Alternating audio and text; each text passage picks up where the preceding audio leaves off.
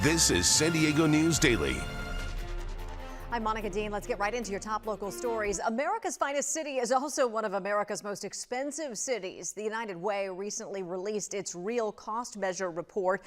They call it an accurate depiction of the cost of living here in San Diego. The report shows a little more than a third of families in San Diego County are struggling to even cover basic living expenses, things like housing, childcare, food, transportation, and health care.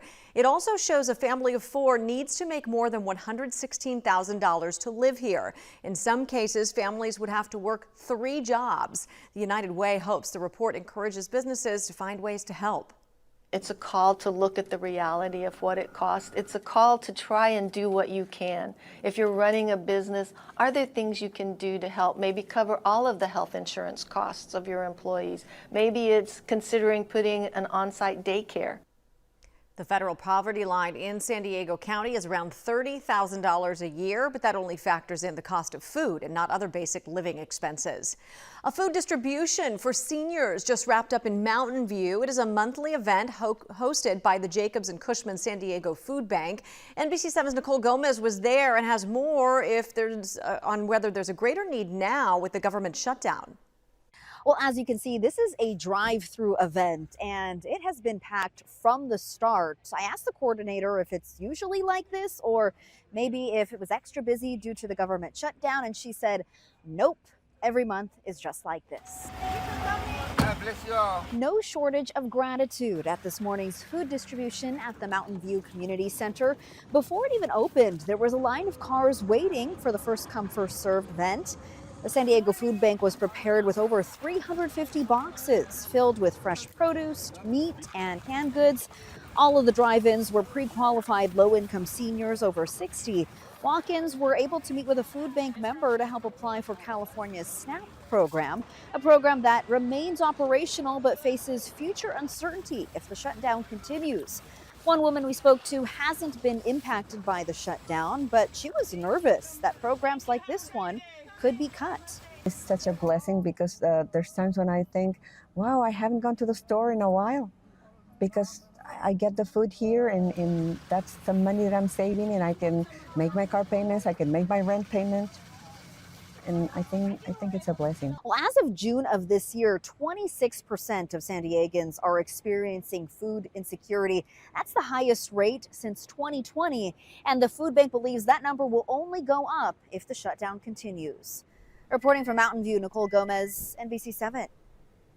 The family of a Coronado teenager who died by suicide has filed a lawsuit against the school district over the 7th grader's death. 13-year-old Gabriel Palacios took his own life earlier this year. His parents say Coronado Unified School District officials failed to take action or support their son while he faced bullying from other students. Gabriel's family says his Tourette's syndrome made him the subject of bullying both at school and online. The family also says his disability also led to improper disciplinary action from school administrators. Today, the San Diego City Council is expected to address a grand jury report from early this summer claiming violent crime is up in the gas lamp. The grand jury looked at crime data across the gas lamp quarter from January 2023 to December of 2024. It found violent crime went up during that time. The grand jury made a few recommendations, including partnering with the community to reduce crime and adding SDPD bike officers during the day to more effectively patrol the region. This afternoon, the city is expected to officially offer its response and whether it plans to implement the jury's recommendations. Chief Meteorologist Sheena Parveen joins us now with a look at your forecast. Hi, Sheena. Hi there. As we head through the afternoon, it's going to be unseasonably cool again today. Mid to low 70s at the coast, mid to upper 70s. Inland, a pleasant afternoon again. Mountains, mid to upper 70s. Deserts around the low 90s. Tomorrow's going to be like today. This is for the inland valleys. Then Thursday, we're going to have a chance for some showers, possibility of a thunderstorm. It is going to get a little bit warmer. For Friday, still a chance of showers. Saturday at this point, still looking a little bit uncertain, but we could have a couple lingering showers on Saturday. And we'll be updating this forecast as we end out the week. Thank you. When wild animals are rescued, it's always the hope to return them back into the wild, but that's not always the case. How these 2 orphaned coyote pups are now getting the lifelong care they need. That's coming up next. Stay with us. you count on breaking news We continue to monitor several new developments.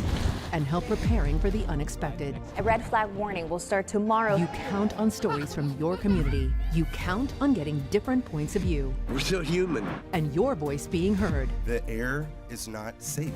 You count on in-depth reporting They were saying, finally, we feel that we're being taken seriously. because you know the whole story is more than just the headline. This is coverage you count on, only on NBC7 and Telemundo 20. This is San Diego News Daily. I'm Monica Dean. Welcome back. We have an update on that breaking news that we first brought you yesterday. The family has identified the victim of the shooting that happened in Linda Vista as Enrique Nunez. They tell NBC7 he was 40 years old. He leaves behind 2 young children. His nephew says the family is just heartbroken. He was there with me and he was making me food for school. I will never forget him. That shooting happened early yesterday morning outside the Linda Vista Rec Center. Police are still searching for the suspect and a motive in this case. Anyone with information is asked to call San Diego police. After a number of high-profile traffic accidents, including the death of a 12-year-old girl, Encinitas is taking steps to make its streets safer.